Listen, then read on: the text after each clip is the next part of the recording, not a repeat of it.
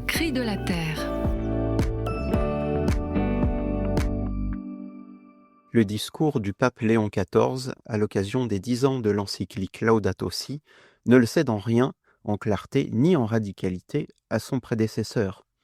Lorsqu'il déclare notamment « Nous ne pouvons pas aimer Dieu que nous ne voyons pas, tout en méprisant ses créatures, nous ne pouvons pas non plus nous dire disciples de Jésus-Christ sans partager sa vision de la création et son souci de tout ce qui est fragile et blessé », il est difficile d'être plus explicite.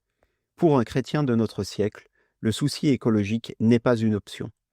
Si le souverain pontife insiste sur la nécessité d'une conversion intérieure sincère et profonde, il enchaîne sur l'impératif d'action.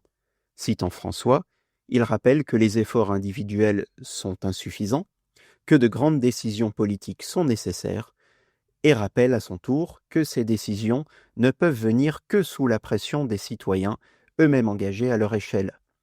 Je cite, « Les citoyens doivent jouer un rôle actif dans la prise de décision politique au niveau national, régional et local. » Le pape Léon rappelle ici un point largement détaillé dans Laudato Si. Il existe, face à la crise écologique, 3 niveaux d'action qui tous nous concernent. Le premier est celui des gestes individuels, indispensables mais généralement insuffisants en raison de l'existence des structures de péché qui en limitent la portée. Le troisième et le plus élevé est celui des décisions politiques de niveau international, et entre les deux se trouve peut-être le plus important à souligner pour les simples fidèles que nous sommes, l'engagement en communauté locale, en ONG, qui sont cités par le pape comme des lieux d'action, ou directement en politique. Nous sommes appelés, en tant que disciples du Christ, à rejoindre ces collectifs. L'heure n'est plus aux atermoiements, ni à faire la fine bouche en voyant dans les ONG écologistes les plus actifs de notre pays je ne sais quelle brochette d'idéologues. Pour y travailler personnellement depuis plus de 25 ans, je ne peux que redire « venez et voyez ».